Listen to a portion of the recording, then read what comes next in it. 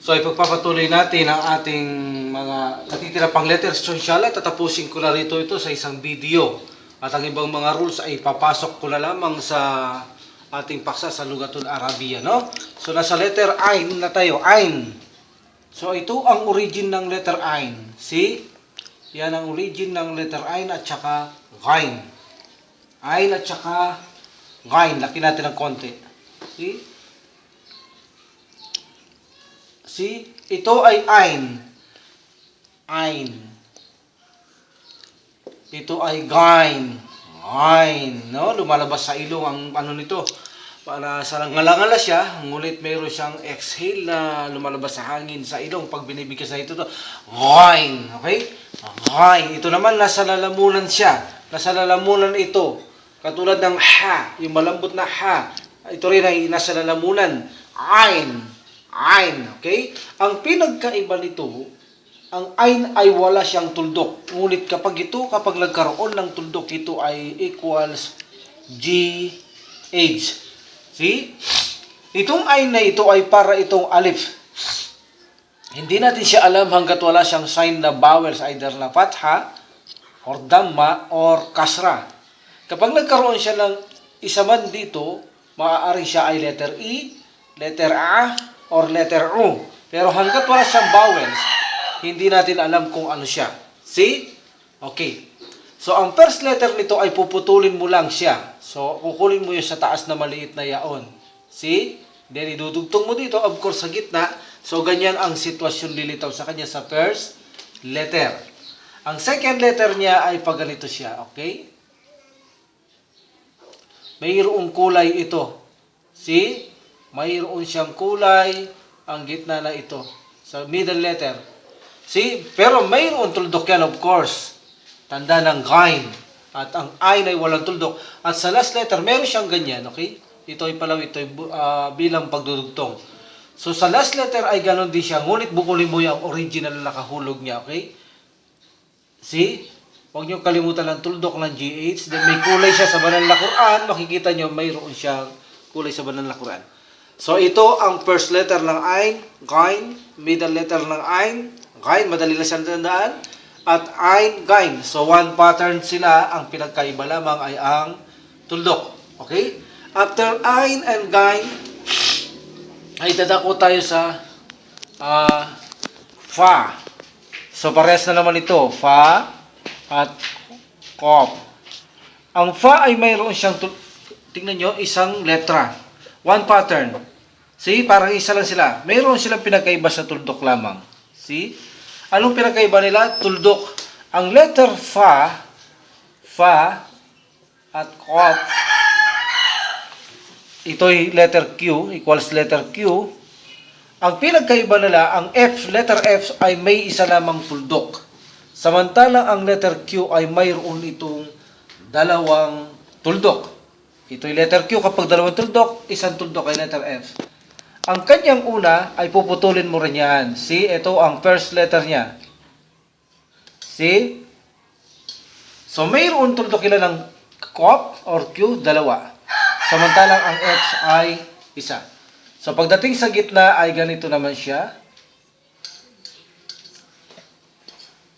See? Ilang tuldok mayroon ng F? Dalawa. Ang Q, dalawa. Ang F ay isa. See? Okay?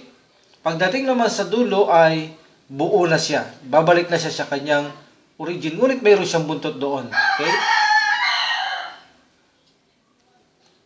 So, bumalik na sa origin niya. At ang gitna, ito ang gitna niya, katulad siya ng Ain, Ghain, ngunit wala siyang kulay. At mayroon silang tuldok. Ang isang tuldok na ito hindi Ghain. Sapagkat ang Ghain ay mayroon siyang kulay. Kapag wala siyang kulay sa gitna, ito ay nangangahulugang letter F. At ito ay dalawang tuldok naman, ito ay nangangahulugang letter Qaf or Q. See? Okay, hindi na ako nagbibigay ng example. Baka maaari magbigay ako sa laptop na lang. Sample ninyo, nagmamadali tayo para makapasok na tayo agad sa Lugatul Arabiya. Talaga naman yun ang main topic natin. Kasi ang gusto ko lang ay makabasa kayo. Sapat na yun dahil may tuturo ko lang sa topic natin ang ibang pagkukulang sa batas ng mga letrang ito. So, ang susunod ay ang Kaf. See? Makikita nyo ay parehas lamang sila. Ang kaf ay mayroon siyang parang hamza.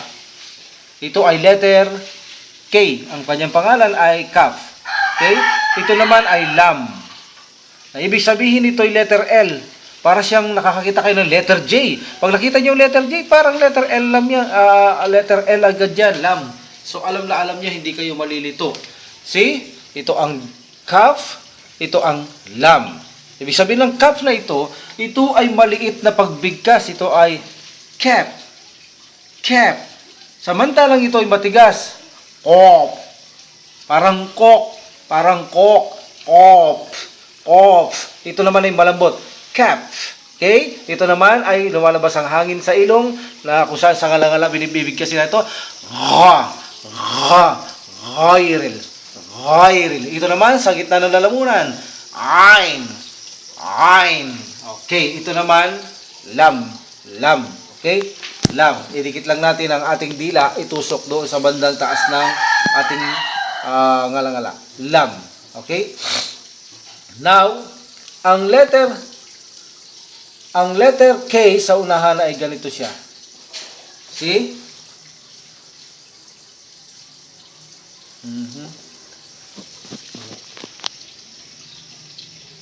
Ito ang sa gitna.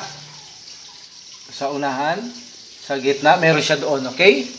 At sa hulihan ay ibalik nyo ang letter niyang original. See? Meron siyang buntot. Dahil ito'y dudugtungan. Ito naman ay dugtong din ito. Sa first letter, makita nyo walang dugtong pero parehas sila.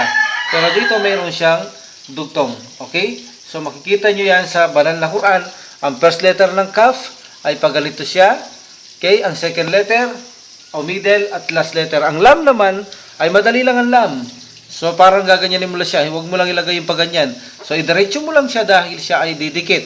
Pagdating sa gitna ay lalagyan mo lang siya rito. Okay? See? Kita mo? Nalagyan lang siya doon. So tandaan ninyo kapag ito ay nawala, ito ay alif. Diba? Ang alif ay hindi siya dinudugtungan dito. So pag dinugtungan siya rito, automatic makikita nyo siya ay lam. At sa bandang huli naman ay kukunin nyo ang origin. Okay? So tandaan ninyo ang lam kapag nagsusulat, dinudugtong itong guhit na ito. Kung nagdudugtong kayo, dito siya sa gitna dudugtong. Ang kanyang kasunod na letra hindi sa ilalim dumudugtong. Hindi katulad nito na sa ilalim. Ngunit ang lam ay nasa gitna ang kanyang dugtong. See? Nandoon ang kanyang dugtong. Ang lam sa gitna. Okay? So, ito ang first lam, center lam, last lam. First cap, center cap, at last cap. O, fa, ghain, ain. Next. Susunod tayo sa next letter. So, maaring isulat nyo ito, i-post nyo ito sa inyong mga mobile, mag-post kayo pansamantala, then iliwat nyo sa inyong papel, isulat nyo ito, no? Okay. Next letter, mim. Mim. Okay? Mim. Ang ibig sabihin nito ay letter M. Mim. Okay? Equals letter M. Ang isa naman ay nun. Okay? Nun. Then, ito naman ay letter N. Okay. Ang mim sa kanyang first letter ay pagganito siya. See? Okay. Sa center letter naman ay pagganyan. Lalagyan mo lang yon. Okay? So, gaganyan siya. Lalagyan lang doon. Ang last letter niya ay ganito siya. Minsan, ginagawa ng last letter ay ganyan. Minsan, makikita nyo ay ganyan. Minsan, makikita nyo sa banal na Quran ay nakaganyan. See? Ito naman itong origin niya. Yan ang origin niya. See? So, either na ito, o ito ang ginagamit nila sa hulian. Ang letter mim o letter M. Itong sa gitna, ito ang sa unahan niya. Okay? Ito ang sa unahan niya. Ito naman ay letter nun. May tuldok siya sa itaas. Kung matatandaan ninyo ang letter T, mayroon siyang dalawa, ang letter T at sa tatlo. Ito naman ay isa lamang. Para parehas sila, naka-smile din sila. See, naka-smile din sila. Ang pattern nito ay katulad din ng ba, ta, ta. Katulad sila. Ito ay ba, ito ay ta, ito ay ta. See? Pero kung makikita nyo ang tuldok niya sa itaas, nag-iisa. Pero pa same pattern sila kapag sila ay nasa unahan. See? Anong pattern ng B? Sa unahan, di ba ganyan? So ilalagay nyo lang ang tuldok ng nun sa taas. Pagdating sa gitna, same. Sa taas din ang kanyang tuldok. Ngunit hindi siya maaba na katulad ng lam. Maiksi lamang siya. See? Pagdating naman sa huli, kunin nyo ang origin letter niya. Okay? Katulad ng B, ba, ta, sa. So, ang tuldok niya sa taas ay iisa. See? Ito ay letter nun. Pareho-pareho ang ba, ta, sa. Pareho. So, pareho sila. Nun. Okay? Letter N. Next letter, ha. Ang ha na ito ay mula naman sa dibdib o sa ating ibaba ng ating lalamunan. So, tingnan nyo. Signan nyo ang drawing na maigi. See? Gagawa muna kayo ng oblong, patalilis. Then, ikot nyo ulit. Then, ibagsak nyo doon. See? Ito ay letter H din. Ngunit matigas ito. Ha. Nasa ilalim siya ng ating dibdib or kaya nasa ilalim ng lalamunan. Hindi katulad ng ha na isa, yung kanina, yung ganyan. Ha. Nasa gitna ito na lalamunan. Samantalang ito, ang ha na ito, nasa ilalim. Kapag nagbabasa kayo ng Quran, ito'y matigas, ito'y malambot. Ito ay nasa gitna ng lalamunan. Ha. Ito naman sa ilalim ng dibdib o lalim ng lalamunan. Ha. Matigas siya. Ha. Huwal. Kulhuwal. Okay? So, ang kanyang first letter ay katulad noon. See? Ang kanyang second letter, tingnan nyo mabuti. Ginaganyan niya. Dalawa ito. Okay? Then, okay? Then, see? Ang isa naman minsan ginagamit nila, ganyan lang siya. See? Ibig sabihin, dalawa yan. Dalawa ang gitna. Either na ito, or either na, ulitin ko to para makita nyo, okay? Okay? See? Then, pwedeng ganyan ninyo. Then, ihaba ninyo. So, dalawa sila. Okay? Ang huli niya ay either na yan ang huli or either na bilog. See? Wala siyang tuldok. Ang tamarbuta ay mayroong bilog. Tsaka ko na ituturo ito. Ang anong rules ng mga yan? Tamarbuta at tsaka hamarbuta. So, bakit dalawa sila? Bakit mayroong palawit ito at ito wala? So, inshallah, sa rules ng Arabic Luga, ituturo ko yan. Basta masterin nyo muna yan. Ito ang first letter ng ha. Second center letter ng ha, either na dalawang ito, or last letter ng ha, may gamit ang dalawang ito. Okay? Dako naman tayo sa wow at ya. Ang wow, ito ay letter W. See? Letter W. Okay? So, isang pattern lang yan. Isa, dalawa, tatlo. Wala silang pinagkaiba. Pares na pares. Meron lang buntot dito dahil dinudugtungan. Kasama ito sa hindi pwedeng dugtungan sa harapan. Pero first letter, center letter, last letter ay pares lang sila. Ang yan na ito, bagamat nakikita nyo siya na ganito siya, dalawang tuldok, pero ang pattern niya ay parang nun or ba at ta at sa. Tingnan nyo. See? Parehas lang sila. Ngunit mayroon siyang dalawang tuldok sa ibaba. Hindi katulad ng ba. Makikita nyo ba? Isang tuldok, di ba? Kapag nagkaroon ng dalawang tuldok na ganito, ito ay hindi letter ba, kundi ito ay letter ya. At pagdating sa gitna, pares din sila. See, nakita nyo yung nun, ang ba, makikita nyo ang ba, may tuldok sa ilalim ng isa. Ngunit kapag naging dalawa ito, ibig sabihin kapag nasa gitna siya ng letra, ito ay letter ya. At of course, sa dulo, ang kanyang original na letter ya. Okay? So, tapos na tayo sa kabuuan ng ating letra at ibabahagi ko lang ang isa pang letra na kung saan tinatawag nilang hamza. See? Hindi siya ain. Yung ain kasi ganyan siya. Ang hamza naman ay ganyan lang siya. So, hindi rin natin alam ang letra ng hamza. Ang hamza kung ito ay a or u or i hanggat hindi rin siya nalagyan ng vowels katulad ng ain at saka alif.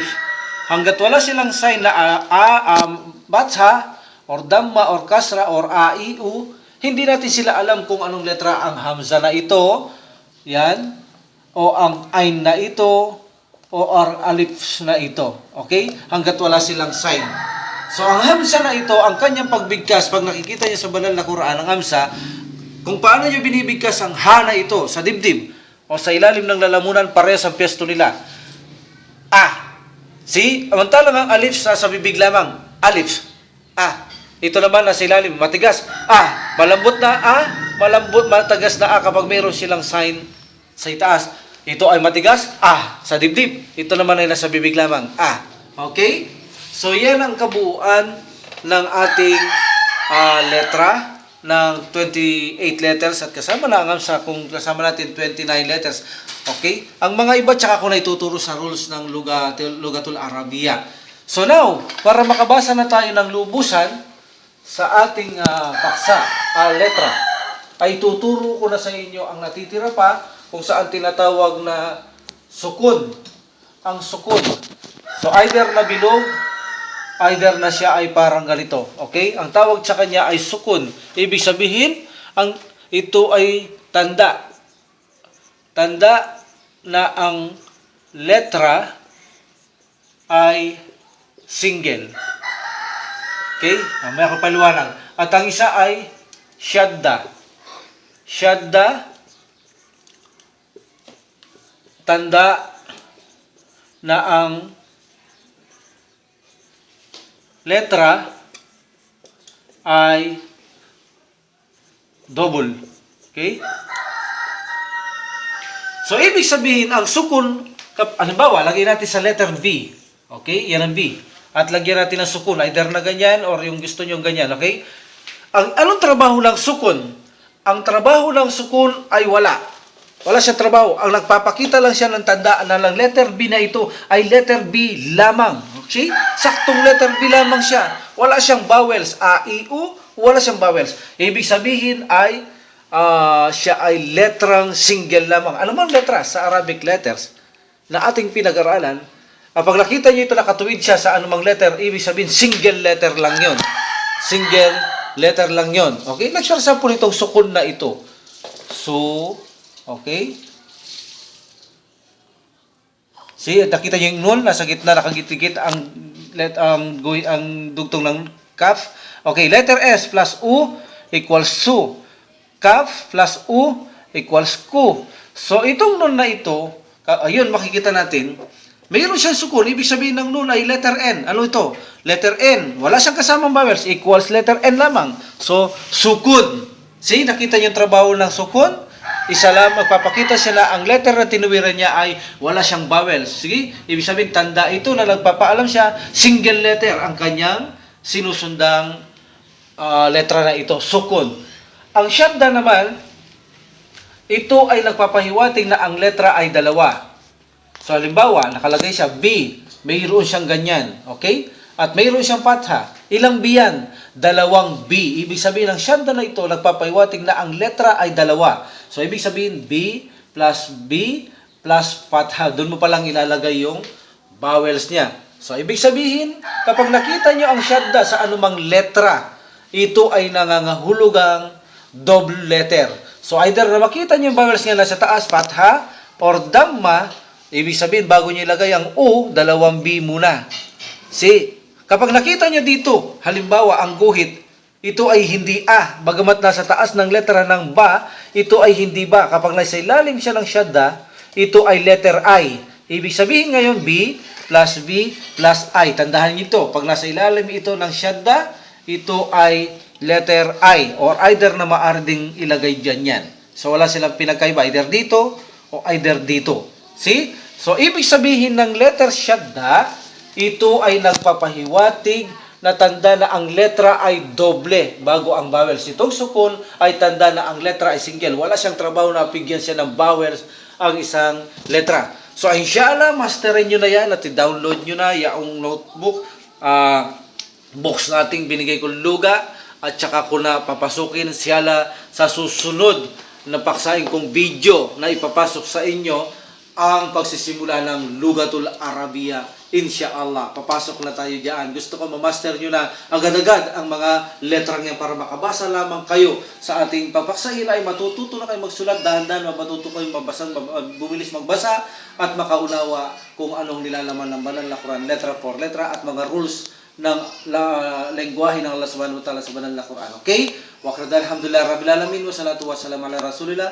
Subhanakallahumma wa bihamdika asyhadu an la ilaha illa anta astaghfiruka wa atubu ilaik. Assalamualaikum warahmatullahi taala wabarakatuh.